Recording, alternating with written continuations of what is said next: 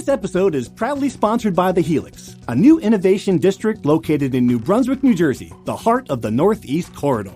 The Helix provides a critical ecosystem for innovation by offering a range of physical environments, a vibrant community of leading innovators, and a strategic central location on the Northeast Corridor. The Helix will uniquely mix workspaces, classrooms, laboratories, venues, and collaborative environments, creating a dynamic community and setting for innovative minds. Universities, startups, Fortune 500 companies, entrepreneurs, researchers, and many others will all call the Helix home. Thus far, the Helix has assembled a community of innovative private and public organizations, such as Rutgers Health, the New Jersey Innovation Hub, RWJ Barnabas Health, Hackensack Meridian Health, universities from Ireland and Israel, and others. The Helix is where ideas will come to life. To learn more, visit HelixNJ.com. From NJ.com and the Star Ledger, welcome to the Rutgers Rant, your one-stop podcast for the Scarlet Knights, with your hosts Steve Politi and Rutgers insiders Brian Fonseca and Pat Lenny. Let's start shopping. All right, everyone, welcome back to the Rutgers Rant. Politi here. 42-24 loss to Maryland. Third straight loss to these guys. We ran out of gas. That was the post-game explanation by Greg Schiano. Wow. That might be true. It was not a popular take on the game based on a lot of the tweets and comments I saw.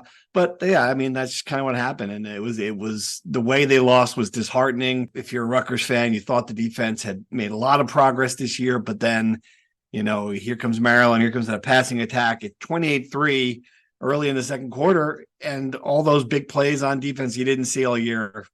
Bam. You know, that was kind of the story of the game. Rutgers had given up 2 pass plays of 40-plus yards in the first 11 games of the year, and within 18 minutes against Maryland, 4 drives, they gave up 2 of them. And that was really the story of the game, because by the time Taulia Tagovailoa throws that his third touchdown, 40-yard bomb, immediately after a botched Rutgers punt, they're up 28-3. It's over. Rutgers had not scored. They'd scored more than 27 points in a Big Ten game once against Indiana. They clearly did not have the firepower to come back. And while they kind of flirted with the comeback, that was really not. I mean, if you're watching the game and if you've watched this team all year, that really was not in the cards. And the running out of gas bit is probably true. Last year, they played Maryland. They were out of gas, and the game was essentially meaningless.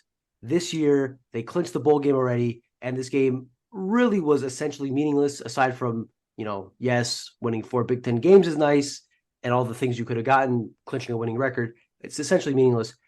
And I know they're not rivals, but I got to think, by this point, getting your ass kicked 3 years in a row by Maryland it's got to start getting under people's craw, no? Like, it's one thing, it's Ohio State, Penn State, Michigan, but Maryland?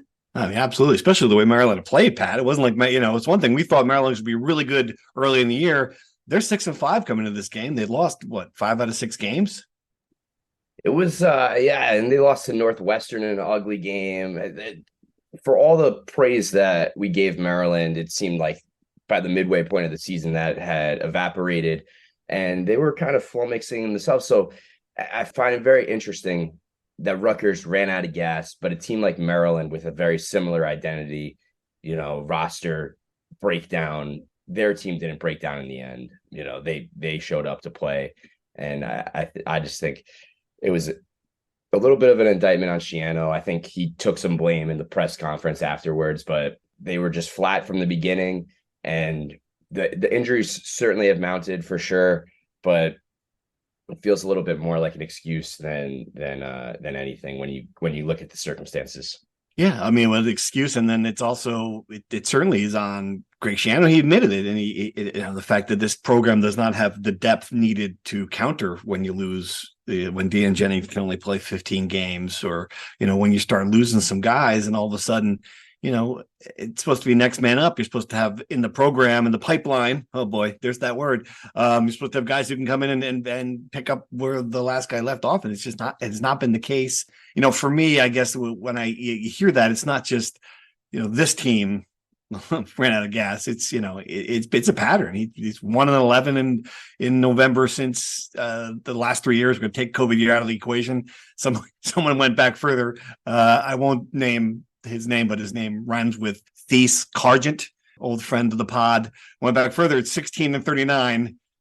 That's Greg's record in November games, period. I didn't double check that, but Sarge is usually right on that. So, I mean, this is something we've seen from this program before. Again, you're playing your harder competition at the end of the year. I get it.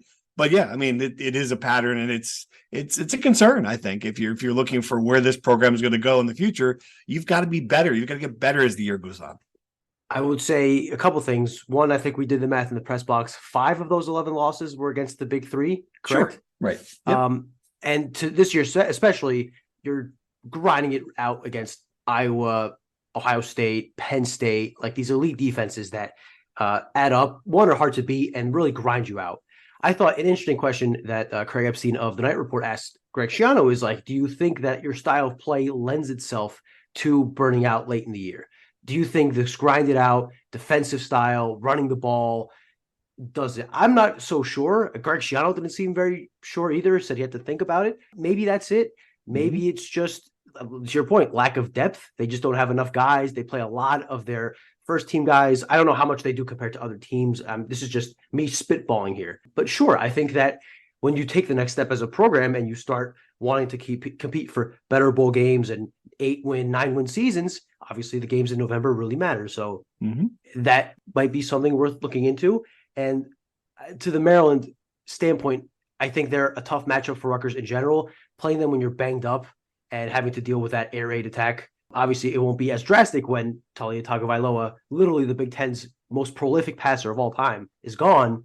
But I think that might be part of why they've struggled so much with Maryland too, all those factors. Yeah, and it was not just, and it's funny, and I did like that question from Greg, but it's not just the style of play. At least the first go around, it was the style of coaching. I mean, it was a lot. He was a very demanding coach. Get to the end of the year, you're not just physically tired, you're mentally tired. I've heard from many people that's he's been backing off. The camp wasn't as physical. The day-to-day, the practices during the week, like that quote unquote learned that lesson from the first go around. I'm not there, but I don't know. I can't tell you if that's the case. Clearly, Pat, this is just where this program is now. It gets to this point of the year, and it just doesn't have that next gear. I was listening to WFAN over the weekend, and Otis Anderson had a nice, a really interesting point, and I thought it's worth bringing up here. And he was talking about his generation of football players in the NFL versus the current, and why everyone gets injured all the time. And his point was basically like, when you practice and you don't get hit a lot, then you're more vulnerable to injuries. And I'm certainly not a sports medicine doctor or anything like that, but it's certainly a trend that's going on in football, and worth at least discussing a little bit. Right. Like, the way you practice should dictate the way you play. And just in general, teams have taken a lot off on practice, and you're seeing more injuries and the prevalence of injuries stacking up, in college and in the NFL. So I think that's interesting. I don't know how much Rutgers, like you said, she certainly played in that trend, but I don't know how much of that impacted this season. But it just seemed like watching that Penn State game and seeing someone go down every other play, it was like, wow, these guys are just either just so physically grinded out, or this is something, from another planet. Like, it doesn't happen like that. I thought that was very, very bizarre. Of course, a lot of players from Otis Anderson's generation have tapioca pudding between their brains now from the way they're. But to your point, yeah, I mean, certainly that is an interesting theory. I've heard from a lot of people of that generation. I don't know if it's true or not, but it certainly is. It's interesting. All right, Gavin Wim said again, and I've made too much of one pass, and I'm trying not to make this a referendum on him. We don't pile on Gavin. He had a bad game. But I just feel like I knew that he was going to have a bad game from his very first pass. Rutgers moves the ball to the Maryland 48-yard line. It looks like it's going to, maybe this is a shootout. Maybe this is the kind of game this is going to be. Maybe Rutgers is going to get in that mode. 2nd and 6, 6'5", Sean Bowman wide open, and he overthrows it by 4 feet.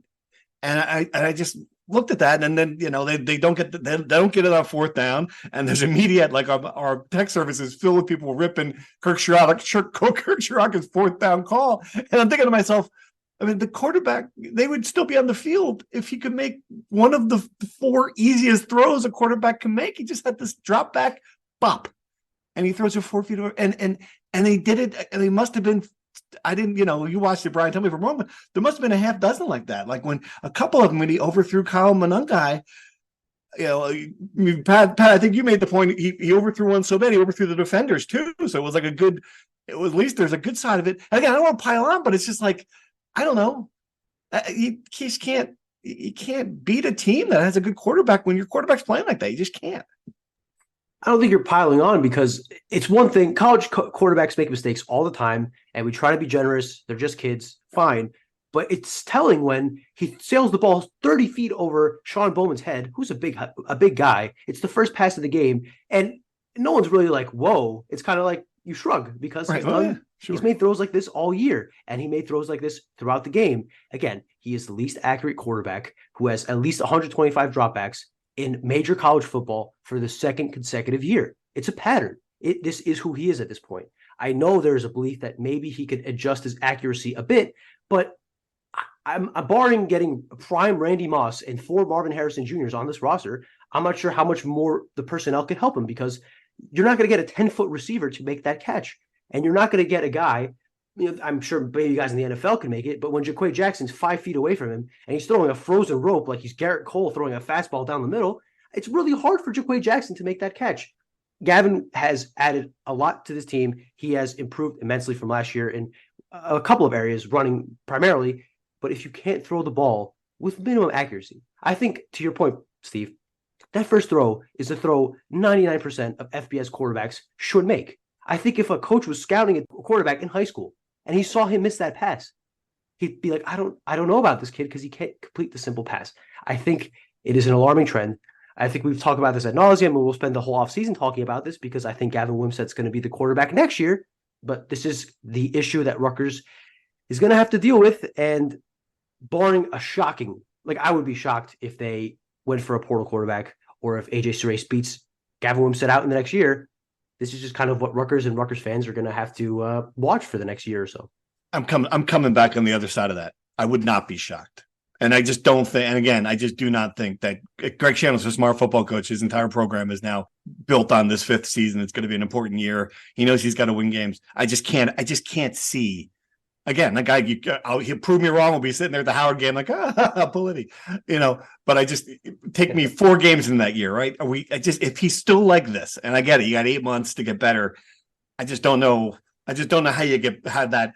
If you still can't do that at age 20, 3 years into your college career, I don't know how you're going to do that at age 21, 4 years into the college career. I just don't know. I just don't think if the light bulb goes on, someone can come next to me and say, see, it just takes a little patience, Steve. And I'll be, okay, you're right. But man, Pat, that's a bright light that has to go on. It's crazy too, because he comes out as a 4-star recruit. He arrives early and there's all this hype, and he threw that one really nice ball to Isaiah Washington when you're like, oh, okay, all right. He throws the deep ball pretty well. It's just the lack of consistency is mind-boggling. You think he takes 2 steps forward, but he's really taking a step back every time. Just think about what this offense would have been without the emergence of Kyle Monangai. It would have been worse than last year, and I'm not sure that we would have said there would be any progress with Gavin Wimsatt whatsoever. So I just think basically two seasons of a sample size is enough to say that all right, we've seen maybe a flash of some good plays, but when you can't parlay any of that growth, that's what alarms me the most. You wanted to see growth at the end of the season, and that didn't happen, in my opinion. Right. And yeah, and typically it's not just the overthrows or it's, there was a moment in that game, Christian Dremel gets behind the defense, he's just wide open, and he throws into coverage. And when it wasn't like it was the other side of the field, he wasn't looking that way. It was the same, just stuff like that. And then you see, and I guess maybe that's part of what, there are a lot of bad quarterbacks in the Big Ten. We see them every week. It's just, all right. So then you see a good one, and it's in front of you, and you see what, Tagliavola he didn't have a lot of time. He's got better playmakers, I get it, but there's just moments where he just took off, scrambled, ran around, and then all of a sudden the ball's delivered on frozen rope to some guy who's just open on the sideline. It's just like, wow, that's what it looks like. That's it. That's the difference. Let's not overthink this. Here's the difference in that game. I mean, okay. It's not like Maryland. Maryland is like, Ohio State, where they're just so far ahead in every possible way. These are two similar programs. One has a very good to great college quarterback. The other one was Rutgers. That's just kind of where it is. Bowl bid, though, he's got a 15 practices, excuse me. In 15 weeks, it's going to seem like 15 weeks. 15 practices to get ready for the bowl bid. Funny, I was kind of doing the bowl projection search, mostly pinstripes, but there are a couple of guaranteed rate in there, which I didn't love to see. What's your sense, guys? Is that just people trying to be different? I think we've kind of solved the puzzle to a certain point. I would be very surprised if we didn't get to the Las Vegas Bowl, and it's going to be Rutgers, Maryland, Northwestern, and Minnesota, which got bowl eligible. I don't know if you guys saw this. They were the last team. There's one spot left, and they're the top APR team. And I didn't see this. Colorado State is playing Hawaii in the last game of the year, of the regular season. If Colorado State wins, they get the last bowl bid. If Hawaii wins, Minnesota gets the last bowl bid. At 1:25 a.m. Eastern Standard Time, Hawaii nails a game-winning field goal as time expires to send Minnesota to a bowl game. Row the boat, baby. Amazing stuff. PJ Fleck must have been jumping off the walls in his apartment in Minneapolis. Just awesome. Anyway, so they're in the. You don't think PJ's got a house in Minneapolis at this point? Just said. With the way his job security is at the point, he might want to. All right, go on. I'm sorry. That's neither here nor there. Okay. Also, I don't know what the real estate is like in Minneapolis. I don't know how much return on investment he can make. I know a few Rutgers fans who are realtors. We can ask them. Right. Anyway, I would say they're probably not in the running for the Las Vegas Bowl. As we've discussed ad nauseum in the press box, that you were very adamant about, Maryland beating Rutgers makes them a more attractive team for the Las Vegas Bowl, which I, after watching that game, could not agree more with. You think? They're infinitely more entertaining TV product. They probably have roughly the same fan base that would travel. I would say that would leave Rutgers and Northwestern from the Pinstripe Bowl. Why would the Pinstripe Bowl pick Northwestern over Rutgers? I can't see a reason. Yeah. I can't. I think the guys, I saw Jerry Palm predicted that, and I think you mentioned another guy. They're probably just doing it to differentiate from the entire consensus of Rutgers is playing in the Pinstripe Bowl. Right. And this stuff is inexact. I saw one of the ESPN guys pick Clemson play Rutgers in the Pinstripe Bowl. I don't think Clemson is going to the Pinstripe Bowl at 8-4, but that'd be something. Blue blood program program in a bowl. Georgia Tech is another popular one. I think NC State played itself out of the Pinstripe Bowl. Yeah, I mean, what Nunzio, that would be something. Weren't they just there a couple of years ago? They were there last year. I don't think the ACC has the same rules though as the Big Ten. Like, I don't know. I don't think the Pinstripe Bowl would invite them again, especially not when they played Pitt there and there was maybe 200 people in the stands a couple of weeks ago.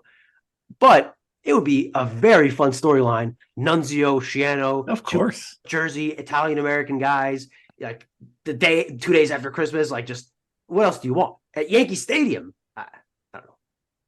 Have Tommy DeVito there, just that would... flipping the first coin. Yeah. He is a Q's alum, right? He graduated before he went to Illinois. That's right. He did. Yes, he did. Anthony Rizzo, he's still on the team, right? Get him coming out just because. Yep.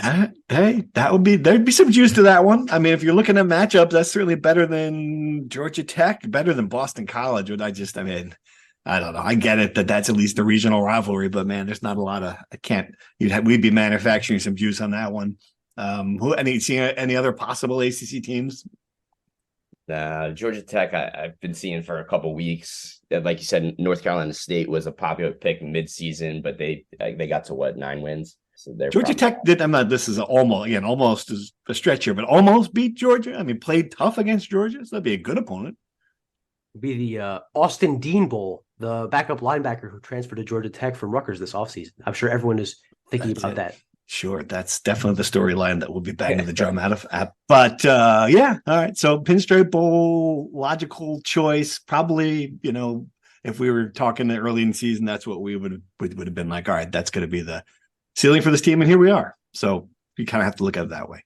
I think I've changed my mind on the Pinstripe Bowl too, because I was looking at the Guaranteed Rate Bowl. It is 9 p.m. the day after Christmas. Yeah, it's rough. Phoenix sounds nice this time of year, but a nice little drive up to the Bronx, get it over with, wipe my hands clean, move on to the offseason, I think would be much better. Well, the offseason starts right now. And that was one thing Greg Schiano talked about, was just how he did not plan or did not want to take away from the Maryland preparations to plan for what's going to be for any college program, a tumultuous time before the portal opens here. So that's what true or false is, fellas. I think you know what's coming. Let's see if we can determine the future of this program here with a few true or falses. Ready? True or false? Kyle Monangai will be back for another season. Pat? I'm going to say false. Yeah. Brian? False. Yeah, I'm going false. I feel like Christian Isian broke that one on Twitter. I'm like, damn, man. He's just answering one of Fonseca's tweets. I don't think people aren't on Twitter all day long, or X, whatever the hell it's called now. He tweeted out a photo. Brian tweeted out a photo of Kyle signing autographs before he left the field. And is this his last time at SCI Stadium? And Isian just comes over the top. Yes. I'm like, wow. Ooh. So if he has inside information, kind of spoiling the moment for Kyle. But yeah, I think I got a vibe from him. He's going to go. Well, Isian apparently knows more than Kyle, who told us, and he has no reason to lie to us, that he has not made a decision yet. Would Kyle Monangai have made a decision and told us? Maybe. Very, very maybe. There's no reason not to. Okay. I mean, yeah. But he did say he would play in the bowl game. Do you think he could declare and still play in the bowl game? Like, do you think he'd be the kind of guy who would not worry about hurting his NFL draft stock or getting hurt and still playing the bowl game? Yeah, I think he's that kind of guy. Absolutely. Yeah. Although if he took some of the film of what the turf at Yankee Stadium is like in late December, he might reconsider that. But I mean, he's already banged up. He's a warrior. He will play in the game. I mean, he's in this program that many years. I would think, I could be wrong, but I would think he would play in the game. True or false? Mo Toure will be back for another season. Pat? True. Brian? False. I'm going to go true. And when I was talked to Mo after the game, I was in that little huddle. It sounded like that he wants to come back, but then he was talking it out. He was talking to me, Chris Heisman, a couple, just about his thought process. And he did say one thing. It's like, but man, I've been here for 5 years, and it's just kind of like laughing about it. Like, it's been a long time. I granted, but I do think there's position switch, chance to put in the ear tape. I'm going to go true for now that he would be a guy who, if they have any money in the NIL pot, they're going to give it to Mo Toure, you would think. Certainly. And there was a comment that he said that another year of film at linebacker would be beneficial for him in the NFL. I think that's the reason why you got to say true. True or false? Max Melton will be back for another season. Pat? False. He could have left after last season, right? Yeah. So this was his comeback year. Yeah, Mel Kiper had him as one of the better players in his position last December. Finished the year strong, had a pick. This game had a pick against Iowa. He did say he hasn't even thought about his future. He was just so worried about Maryland. And I take him at his face value there too. I would be pretty surprised if he came back. And I think the right decision, honestly, is to go to the NFL. Yeah, he's the only one I would list as 0%. I think he's a gunner. Flip Dixon will be back for another season. Pat? True or false? Yeah, he played really well. I thought he was definitely boosted his NFL stock. So I'm going to say false. Brian? I'll say true. I think they took him with the goal of him playing 2 seasons. I think they need him at safety. And I think another year would be good for him. So I will say true. Yeah, another guy where you would think they would open the NIL coffers for him. I am still kind of on the false. This is a 50-50 one for me, a coin flip. I'm going false just because, I don't know. It seems different with transfers. Like, they're not as invested in we built this thing back up narrative. So for now, I'm going to go false in that one. How about Robert Longerbeam back for another season? Pat? He falls in the Monangai category where he had such a great season that I don't even know that he could play better than he did. But he could come back and be the number one cornerback. And so all right, he's coming back. I think he's coming back. True. Brian? Agree totally with Pat. True. Yep, I'm going to go true as well. Yep, you think he's another guy that will pay. Holland Pierce will be back for another season. Pat? True or false? Holland Pierce, yeah, I do. I think he'll be back. Is he an NFL prospect? Definitely got the size. It's got the size. Yeah, right. Brian? He played well too. I think so. I have to look at the pressure numbers, but he the offensive line played really well, and he played almost every snap of every game. I would argue he's their best offensive lineman. I'll say true, he'll come back, but don't say they got to open up the NIL coffers for him too, because they're running out of money, Steve, with everyone you're paying. Well, that's it. They got it. Yes, absolutely. Shake that UNICEF box. You've got to, I'm going to go true. He'll be back. Anybody else? Who else were we missing? That has a big decision as I built this list. Reggie Sutton has another year. I would guess that it might be a nice send-off for him to play in the bowl game, call it a career, be glad he got to play out another year of football, and he's healthy. I think playing another year would probably be a stretch. I'm pulling up a list. I made a list last night. Let me see. Aaron Lewis is probably on there. Oh, I forgot about Aaron Lewis. Yep. Gone? Yeah. I think he's back. Really? Yeah. He seems like the guy that we built this program kind of narrative fits him. And he could see that play another year for Rutgers, being like a Johnny Langan type leader. Yeah. Is he closer to a Darius Hamilton, who probably didn't have a good college player, wouldn't have a pro future? Or do you think he's got an NFL? That I haven't studied this one. What is the consensus, or what do you think? I think he has a shot. I think the one thing missing with him is like he creates a ton of pressure. He's just not explosive, and he doesn't get to the quarterback. Like, he'll create pressure, but he can't get the sacks. I thought his numbers were a bit disappointing this season. A lot of people, PFF and preseason projections, had him having a huge year. Didn't really live up to that sack-wise. So I think he could afford to come back for another year, build that resume, build his stock, and to Pat's point, build his legacy, because I do think that he has a chance of being one of the guys that's remembered from this era. I think Darius Hamilton's a bit unfair, because Darius Hamilton was, I don't know if calling him a bust is fair, but he was like a 5-star guy, like a can't-miss prospect who dealt with a lot of injuries and played on bad teams. So I wouldn't really compare those two. Anybody else? Wesley Bailey, I think he's back. Dealt with injury a lot this year. The big one we didn't mention, Tyreen Powell. Right. That's a good one. Yeah. I think that I would think because of the injury, he's back. I thought he was the most pro ready. Yeah. Along with Max Melton, though, right? So they caught a break with him getting hurt. And that sounds terrible, but it might be the case. Yeah. Still, maybe he realized, like, what if injury could derail his college career and professional potential. So I don't know. I think he's a 50-50 guy too. Are there guys on this list or on this team who we've talked only about the NFL, and it seems like what the bigger decisions are, either stay here or go? Are there guys in this list that we're not talking about who are possible players to jump to another program for like, who's the biggest concern on that list? Ian Strong. Like, I think programs want guys who show potential, they can play at the big, like at this level, and have a few years left, right? Like, who would you put on that list?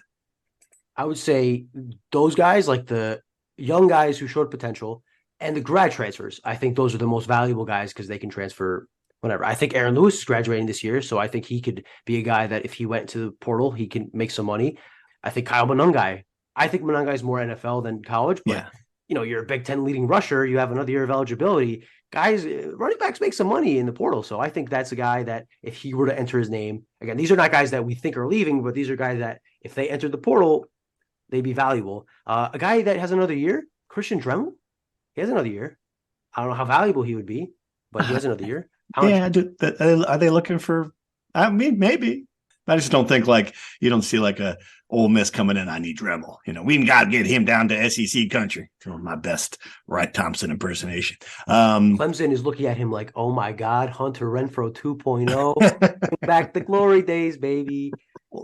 That's good. I think it's hard to project any of this stuff.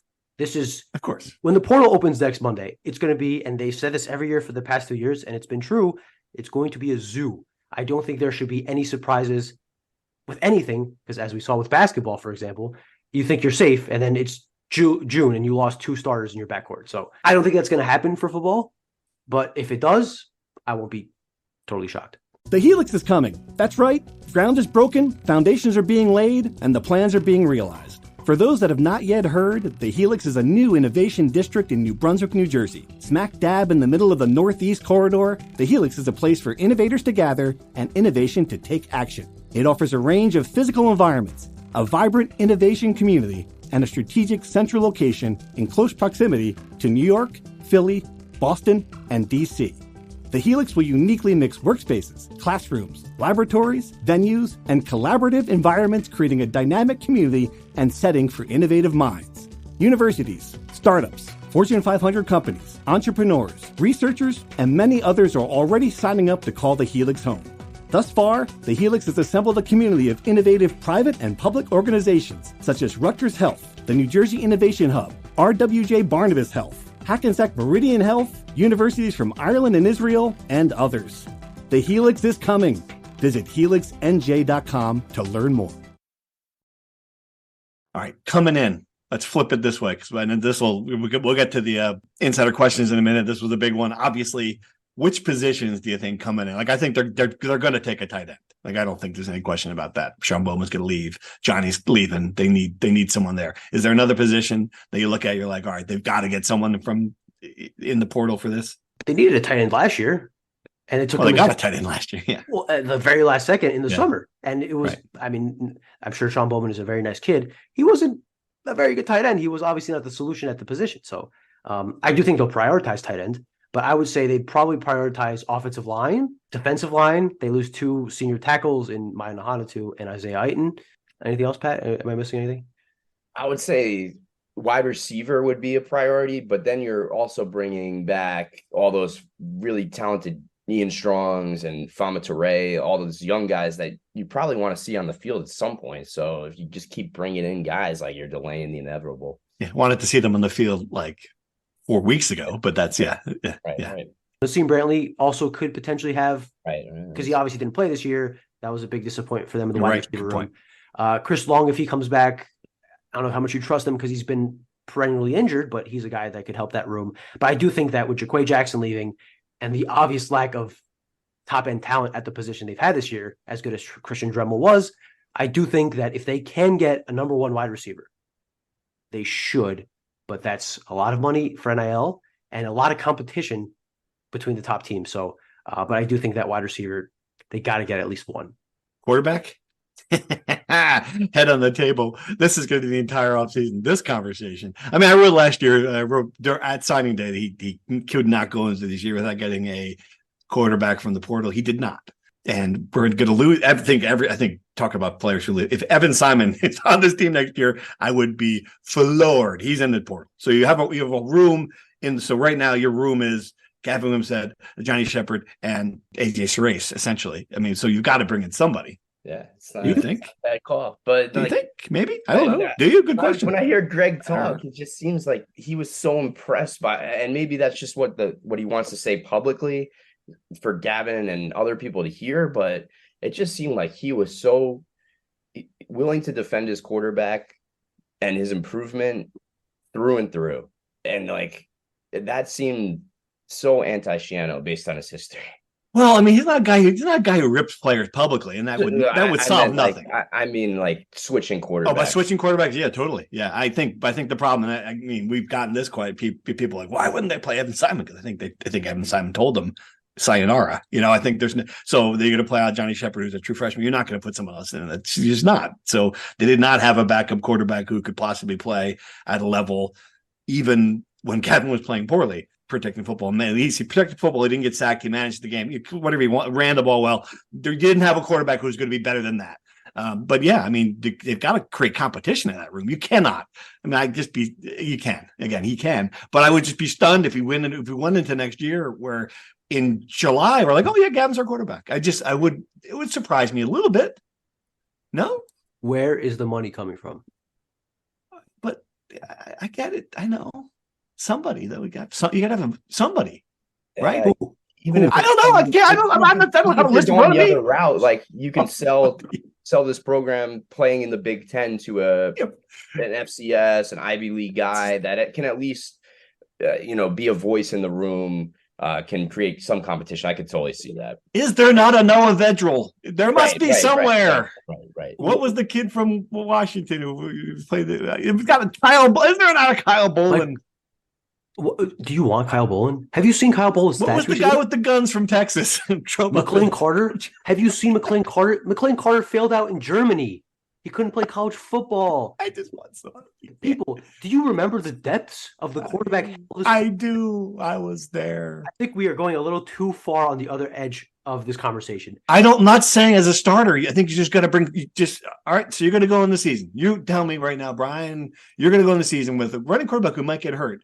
And you're going to have to, the only other quarterbacks in the program are going to be a true freshman and a kid that Old Dominion offered a scholarship to. You want to go to the portal and get a quarterback who is worse than Gavin Wimsatt. So you're just telling me, this is the argument. You're just telling me that's going to be your quarterback room. It's going to be a true freshman who you're really high on, who's going to be 18 years old, and it's going to be a recruit that you plucked at the last minute from Old Dominion and Gavin Wimsatt. That's going to be Those are going to be your passers next year. Is that what you're telling me? How much worse is that than what they had this year? Well, if AJ Sarace is the guy, it could be better than this year. Absolutely, yeah. But I mean, we saw this year as good of a backup as you could have. Look, I feel like I'm living in an alternative reality. We just ripped the starting quarterback to shreds for 5 minutes to start this podcast, and now all of a sudden we have to find a guy who's worse than him to play backup. And you can't get these quarterbacks out of the portal for 5 cents. You got to pay some money. But when you're recruiting a backup player, right, like you have to be able to sell him on the idea of, all right, you're going to be a mentor. You can get your degree. Like, or say to him, like, this kid completed less than 50% of his passes. We're not going to do that again. I think that's a decent sales pitch to some like the Holy Cross quarterback, who I guess is apparently not good enough for Big Ten. It's just somebody. There's got to be somebody out there you can sell this to. I don't know. I mean, I get it. You're not going to be a Wake Forest, like the Wake Forest situation where you're going to pay $1 million for him to transfer to Notre Dame. I understand that. I'm fully aware that's not the situation here. It just seems like, again, to go back with this, we're pounding this topic. But here's what I would say: one, the Holy Cross quarterback is going to Syracuse because their head coach is going to get hired there. Right, that's where he's going. As an example, throwing a name. I understand. I just wanted to clarify that because I know a lot of people were clamoring for him as soon as he entered the portal, and they're going to be clamoring for everybody. I saw Indiana's quarterback Brendan Swearsby's in the portal, and there's a 4-page thread on Rivals about whether they should go after him. Right, this is going to happen the entire offseason. Here is my perspective on this conversation. If you're going to get a quarterback in the portal, you got to get a guy that's going to be better than Gavin Wimsatt and gets the job. I don't think Rutgers has anywhere close to the means to do that. They don't have Sam Hartman money. I'm not sure they have Hudson Card money that went from Texas to Purdue. You either get a quarterback who you want to start over Gavin Wimsatt, who you believe is better than Gavin Wimsatt, or you stick with Gavin Wimsatt. To me, there is no value in going to the scrap bargain bin of quarterbacks in the portal and tell a guy, hey, you're barely good enough to start at, I don't know, Sacred Heart, but you could come in here, be a mentor, maybe start if, again, Gavin Wimsatt was the least accurate quarterback in college football. And Evan Simon did not sniff the field, did not even, there was no thought to Evan Simon maybe coming on the field. And you want them to get a backup quarterback who's worse than Gavin Wimsatt and pitch to him, hey, maybe if he throws 30%, then you could play? Like what? This conversation makes no sense to me. All right. Well, we agree to disagree. Pat's smiling. Yeah. I guess that's where it'll end. That's where it'll end. I would be willing to make a bet with you that that's going to be their room. First of all, I don't think it's a guarantee that Evan Simon is leaving for what it's worth. Evan Simon's leaving. Come on, enough. I think he's most likely gone. I don't think it's a guarantee. And second of all, I would be willing to make a bet. I think the overwhelmingly favorite odds are that when we enter training camp, the quarterback room at Rutgers will be Gavin Wimsatt, AJ Sarace, Johnny Shepard, maybe Evan Simon if he decides to stay, and whatever walk-on they get. That, to me, I would be surprised if there's any other addition. I'm not disagreeing with you there. I'm just disagreeing with you that it should be that. That's all. That's all I'm saying. It should be Arch Manning, but I don't know what world we live in. All right, moving on. Let's do some questions from Rutgers Insider before I drive to New Brunswick. And Kyle McCord? Kyle McCord just lost the game. Kyle McCord? His dad went to Rutgers. People forget that. Kyle McCord. Bring him in here with Ryan Day as the OC. Okay, lots of questions here about the gas comment. We've covered that. We covered the portal pretty well. So here's a good question. I like this one. For 10, Rutgers only had 5 wins going into yesterday. They didn't come back to beat Michigan State. They're sitting at 5-6. Do you think their performance is any different, knowing they had to win to go bowling Pat, I don't know. I don't think so.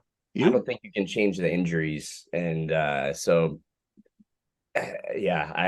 think that they were just going to be banged up no matter what, and they were going to wilt the way they wilted. That was it. But it did seem like they were playing with a lack of motivation from the start. So maybe that is true. Right. All right. We talked about that one as well. We covered a lot of these guys. We did a pretty good job. All right. This is a question about injuries. I get it. My question is around Rutgers injuries. I get they happen. I tore both ACLs playing in college, but the number of Rutgers injuries seems exceptionally high. Is it the way they're playing, or do we need to look harder at the sports performance staff? This is like I get this Giants question has come up for 20 years on the Giants. Well, why does Giants have more injuries than they're and they blame MetLife Stadium turf? I don't know. Brian, do you think there are more injuries here? I thought for the most part this year until recently, they had gotten through pretty well with health. Isn't it ironic that they might end up playing at Yankee Stadium, home of like the graveyard of the most injuries in Major League Baseball? It's great. Right? Yep. I don't know. We'd have to do a study on every Big Ten team, how much injuries they have, percentages, starters, and all this stuff. I am not sure if they have more guys banged up than the average team. This is football. It's a violent game. I'm not sure what exactly the sports performance staff could do. I would say that their starting quarterback didn't get hurt, which is always good. I think a lot of these injuries are the wear and tear of the season, playing a physical schedule more so than, these guys rehab around the clock. Like Johnny Langan was doing like 48 hours in a day to try to play this game. Like it's not, I don't know the ins and outs of the program. I would say that blaming the sports performance staff is probably a little easy target. I think some of it is just the fact they play football. Yeah. All right, Tony and Lawrence, out of 34 pass attempts, I don't know that more than 3 of Gavin's passes were between the hashes. Is that play calling, or is Gavin refusing or scared to look there? There's one OC question. We have a bunch of OC questions. Who goes first? Gavin as a starter or Kirk Shiraka as OC? Has to be one or the other. That's from Steve F. in Northern Virginia. I think it's Gavin. I think they're afraid to call. They're afraid to call passes in the middle of the field because they're more likely to be picked off. That's been the entire year, right? That's spot on, in my opinion. And just to play my favorite game of why we can't throw a screen pass, we can't. Maybe it's because I was thinking about this. Maybe it's because the offensive line is not athletic enough. Yeah, into space. I don't know. But they can't throw. They don't throw over the middle because, like you said, they don't want to turn it over. They can't throw screen passes because I don't know.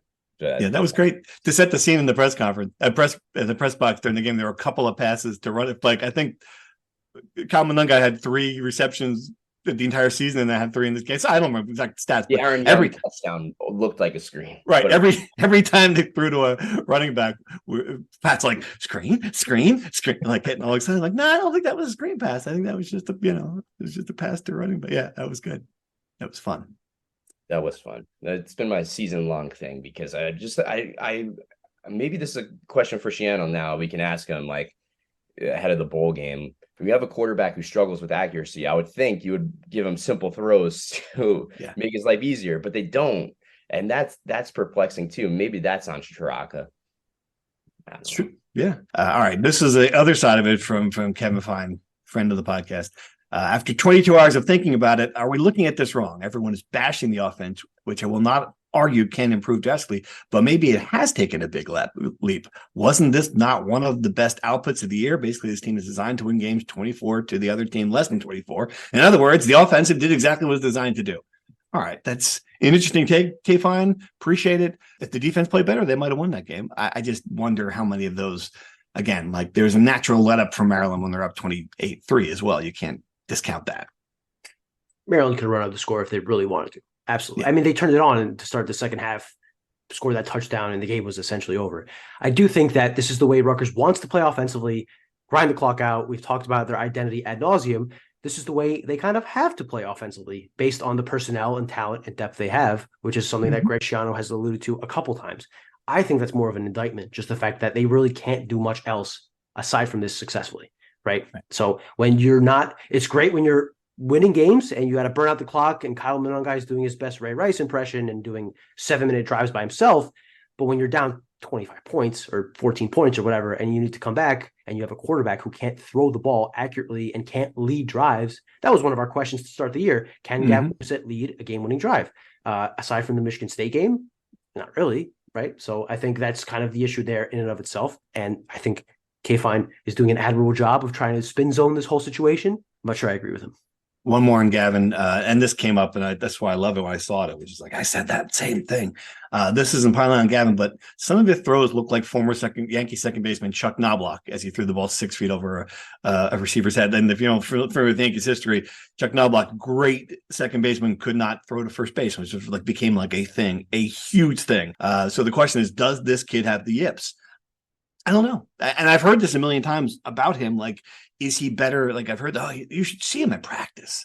And I get that, like, that's the familiar refrain because practice, obviously, see this kid at practice. Like, he's really accurate in practice. Is it possible that he just gets in that pressure situation and when it's an easy throw, that those are the ones he's missing because he's, instead of just not thinking and hitting it there, and it's the 3-foot putt when you're standing on the green for par. I don't know. It's a good theory.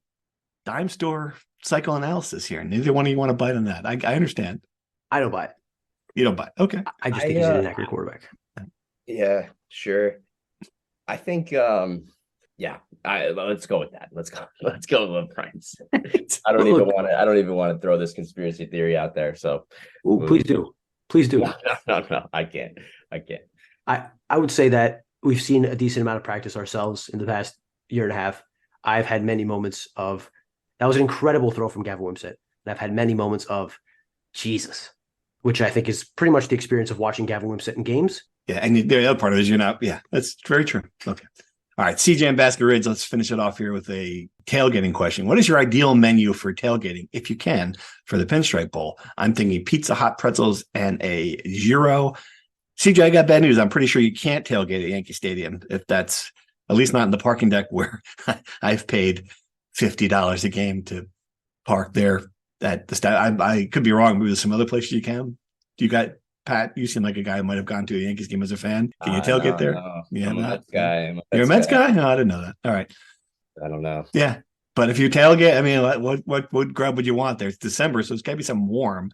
Can you have chili at a tailgate? Cocoa, little spiked cocoa. Big crock pot of chili, Brian. What do you think? Nice.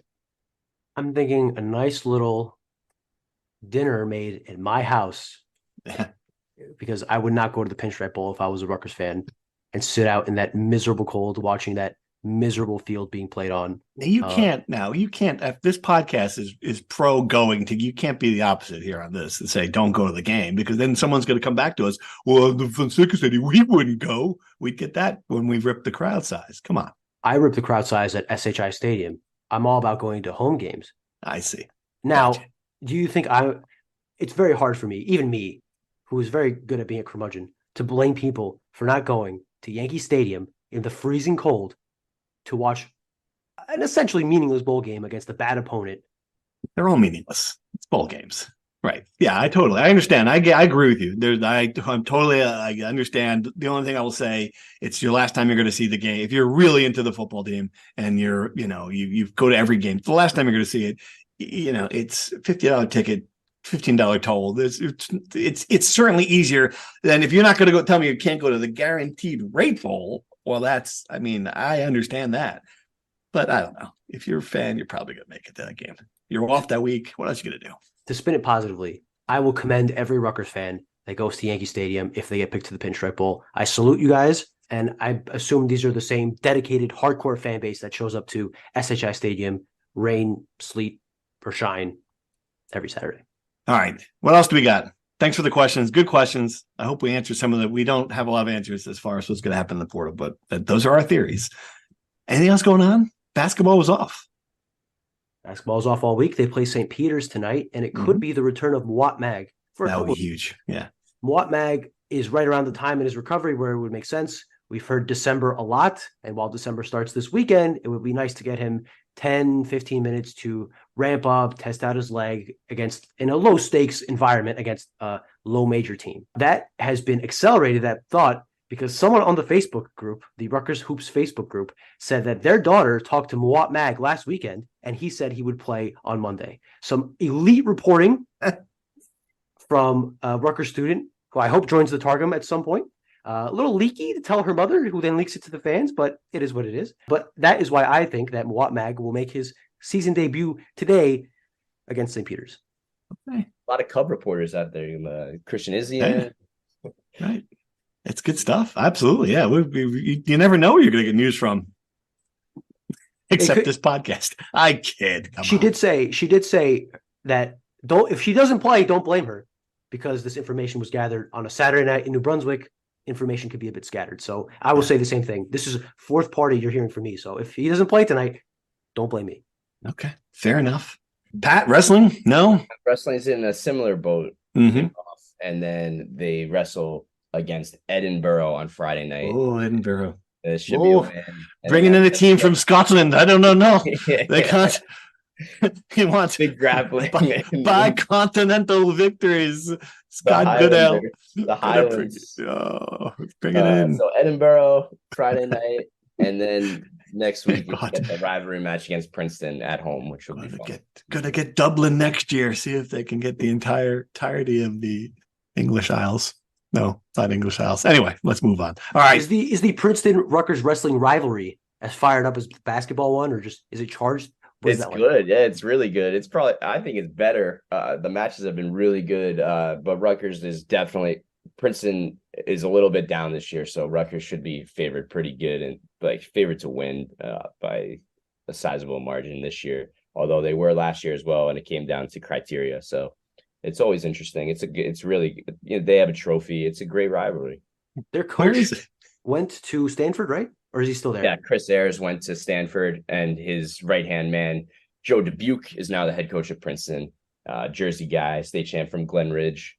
He's done great guy, great guy to take over the Princeton program. All right, I want to do a quick famous Edinburgh alumni. Could play a little emergency boomer zoomer here. Oh my God, that is amazing! I just Googled it. All right, this is great. Okay, this is the famous Edinburgh, which is Edinburgh University, Pennsylvania. Yeah. Okay. Here it is. Number one. Ready? Sharon Stone. Pat? I got this one. Yeah, I know this one. Good. I don't got it. She's an actress. You know who Sharon Stone is? Really? She's was in the Doors movie Casino. Edinburgh University. Is that possible? Yeah, she's from Meadville, Pennsylvania. Sharon Stone, one of the alma mater, Edinburgh University of Pennsylvania. That's incredible. Yes. She was De Niro's wife in Casino? Yes. The laundromat. I remember she's been in a million and 10 things. What was the most famous? What am I thinking of? The Pulp Fiction. No. Is she in Pulp Fiction? I don't know. This is great radio. Yeah. Well, let's see who this. The fact that you don't know her does not mean that Sharon Stone is not famous. Let's see who the number two person is. Dave Filoni,